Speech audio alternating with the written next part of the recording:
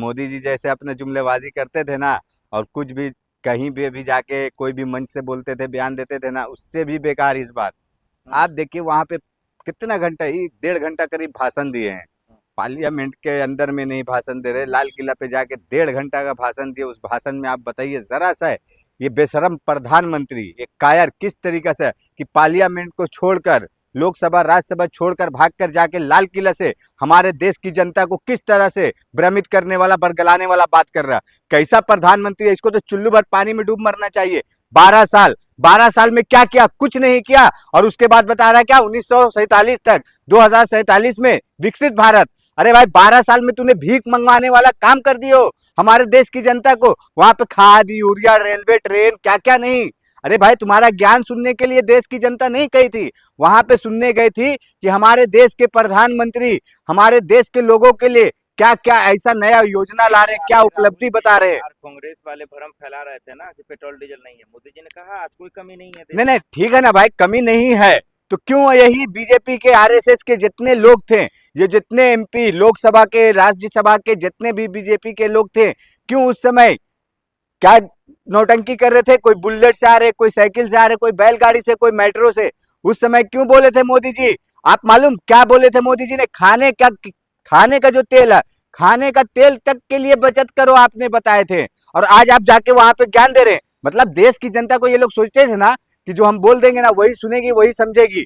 तो देश की जनता अब जागरूक हो चुकी है, और देश की जनता समझ चुकी है कि पिछले 12 साल में इन लोगों ने क्या क्या किए हैं, किस तरीका से, कहां पे ऐसा ऐसा कोई ना ऐसा मोमेंट है कि जो ये बात बोले वो सच हुआ। आप देखिए नोटबंदी किए, कितने लोग मर गए, क्या हुआ? नोटबंदी करने के बाद 99.7% पैसा वापस आ गया।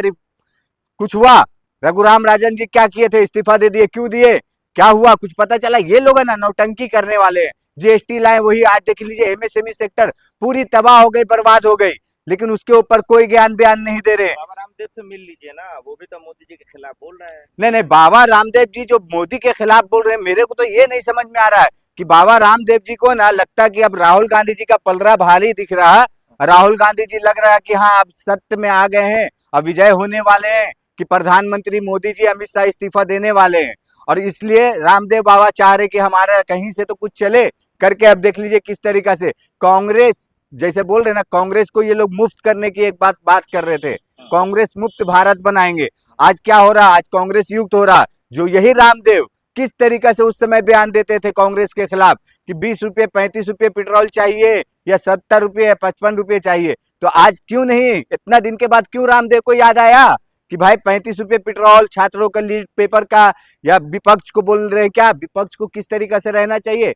अपने परिवार के जैसा। अरे तो परिवार तो विपक्ष का काम कर रहा है, लेकिन सत्ताधारी नहीं कर रहा, तो आप अचानक से ये पलटी जो मार रहे हैं बाबा रामदेव मोदी के खिलाफ, क्या मतलब समझा जाए इसका? मतलब यही है कि देखिए, जननायक राहुल गांधी जी के नेतृत्व में हिंदुस्तान में दूसरी सरकार बनने जा रही है। प्रधानमंत्री नरेंद्र मोदी, अमित शाह, ये लोग इस्तीफा देने वाले हैं।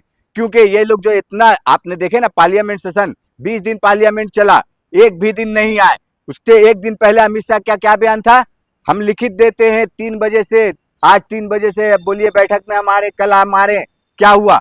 दूसरे दिन भाई लोगों ने किए इंतजार कि हाँ भाई अमित शाह मोदी जी आएंगे, कुछ तो बोलेंगे। छात्रों पे जिस तरीके से लाठीचार्ज हुआ, बर्बरता हुआ, राम मंदिर का चोरी के ऊपर कुछ तो बोलेंगे। जिस सुबह सुबह देखे ना, हमने हमने भी देखे, लोकसभा टीवी देखे, हम बोले भाई क्या बात है, मोदी जी अमित शाह तो आ गए। बहुत खुशी हुई कि अब तो ये जो विपक्ष के नेता को बोल रहे ना भाग जाएंगे, तो शायद अब शायद भाग जाएंगे तो ये देश की जनता देख लेगी कि भाग रहे कौन, भगा रहे कौन। तो ये चीज दिख गया ना कि कैसे ये लोग आए वहां पे, किस तरीका से जनगण मन क्या किए, क्या बोलते हैं उसको, कौन सा भी कानून बनाए, वंदे मातरम। 3 साल पे उस पे कानून बनाए, वंदे मातरम हुआ। और ये ओम बिरला सोचिए किस तरीका से, कैसे, मतलब बैठे चेयर पे, आप सदन के अस्थायी। अरे क्या कर रहे हो भाई? आपको बोलना चाहिए कि हाँ आए हैं हमारे अमित शाह, आए हैं हमारे प्रधानमंत्री मोदी। राहुल गांधी तुम मत भागो। राहुल गांधी सामने थे, क्यों नहीं वहां पे जवाब दिया? क्यों नहीं जवाब कोई दिया? क्योंकि ओम बिरला को भी मालूम है कि अब हम लोगों की कुछ नहीं चलने वाली है। अब इन लोगों के हाथ में सत्ता जा चुका है, क्योंकि जननायक राहुल गांधी जी ने बोले ना, पीएमओ से भी रिपोर्ट आ रहा है उनके पास कि कैसा क्या हो रहा, किस तरीके से ये लोगों का ना आपस में अंदर में खटपट चल रहा है बीजेपी। क्या करेंगे इस बार? नहीं, यूपी में देखिए, यूपी में क्या करेंगे? यूपी में हमारे इंडिया गठबंधन की सरकार बनने वाली है, हम्म, यूपी में बनने वाली है। और ये अभी यूपी में जिस तरीका से भी जो भी करना चाहेंगे ना कर ले, लेकिन कुछ नहीं होने वाला। जो बाबा योगी आदित्यनाथ है ना, उनकी भी बाबागिरी और बुलडोजरगिरी सब खत्म हो गई अब। योगी को भी हराने वाला कोई पैदा लिया है? अरे देखिए, योगी को हराने वाला, मोदी को हराने वाला, ये सब चीज है ना जुमलेबाजी। आप लोग मीडिया के तौर पे अपने जो बोलते हैं ना, आपके भक्त लोग होंगे अनभक्त, उन लोगों के लिए कीजिए। योगी कोई बहुत बड़ा बोलते हैं ना, वो जो मोदी बोलते थे ना कि हम वो क्या बोलते हैं, बायोलॉजिकल, अननोन बायोलॉजिकल, तो वैसा बोलते थे ना, तो वैसा योगी जी मोदी जी नहीं है जरा। ये लोग भी इंसान है, इन लोगों को भी देश की जनता चुन के भेजती है और चुन के लाई है। और इनको ना सत्ता में किस लिए लाई है कि हमारे जनता के लिए जो काम करने के लिए, कि हाँ भाई आप किसी के शिक्षा के लिए, स्वास्थ्य के लिए, सड़क के लिए, बिजली के लिए, पानी के लिए क्या कर रहे हैं, इसके लिए। लेकिन क्या किए योगी जी ने? कितना स्कूल बंद हो गया, क्यों? कुछ किए? कुछ किए? आप देख, 50,000 दे रहे हैं सर। अरे सर देखिए, ये 50,000 रुपए देंगे तो क्या लग रहा है, अब जीत जाएंगे योगी जी फिर से सरकार नहीं बनती है देखिए, योगी की? देखिए जिस तरीके से आप लोग बोले महिलाओं को दे रहे हैं या किसी को भी दें, आप जीत जाएंगे। हम मान रहे कि अगर जिस तरीके से कैसे जीतेंगे, नहीं ये पैसा दे के नहीं, ये गणेश कुमार है ना चुनाव आयोग, गणेश कुमार के दम पे जीतेंगे, ईवीएम सेटिंग पे जीतेंगे। और उसमें सबसे बड़ी बात कि आप लोग देखिए एसआईआर का ये मुद्दा कोई नहीं उठा रहे कि 3 करोड़ लोगों का एसआईआर में नाम कट गया है उत्तर प्रदेश में, लेकिन उस पर कोई बात नहीं कर रहे। हमारे कांग्रेस के भी लोगों को हम बताना चाह रहे हैं और समाजवादी पार्टी के भी लोगों को कि आप लोग इसके लिए जागरूक करें, लोगों को जनता के बीच में जाए, बताएं कि उनके वोट का हक अधिकार है और जिस तरीका से छीना गया उनको वोट देने का राइट्स मिले। तो आप कह रहे हैं कि चुनाव लूट कर जीतेंगे योगी, चुनाव लूटेंगे? नहीं देखिए, ऑलरेडी लूट के जीते हैं। आप बिहार को देख लीजिए किस तरीका से 10-10 हजार रुपया देकर किस तरीका से लूट के जीते। आप बंगाल को देख लीजिए, बंगाल में 8,000 रुपया, 50,000 सेना फोर्स डाले, उसके बाद किस तरीका से एक गुंडे को वहां पे भी बैठा ले, बिहार में भी, और उत्तर प्रदेश में भी वही होगा अगर होगा तो। लेकिन देश की जनता जागरूक हो चुकी है। उत्तर प्रदेश में इस बार इन लोगों की दाल नहीं गलने वाली है, क्योंकि उत्तर प्रदेश में राम मंदिर चोरी हो, जिस तरीका से बनारस में घाट को तोड़ा गया, मंदिर को, पुराने मंदिर को, बनारस में दाल मंडी में देख लीजिए किस तरीका से हाल हुआ। एक कोई ऐसा नहीं वाकया। आप देखिए लखनऊ में किस तरीका से वो झोपड़पट्टी, आप लोग को क्या लग रहा आग लगी थी वहां पे? उसमें आग नहीं लगाई गई थी, वहां पे ये बीजेपी वाले लोग का, आरएसएस वाले लोग का ये साजिश था। उस झोपड़पट्टी में आग लगाया गया कि यहाँ पे से ये लोग खाली करेंगे तो हम लोग अपना महल वहां पे खड़ा करेंगे। तो ये सब चीज से ना जनता त्रस्त हो चुकी है, पस्त हो चुकी है। और उसके बाद इस बार चाहे जितना भी कुछ जोर लगा ले, कुछ कर ले, उत्तर प्रदेश में इंडिया गठबंधन की सरकार बनेगी।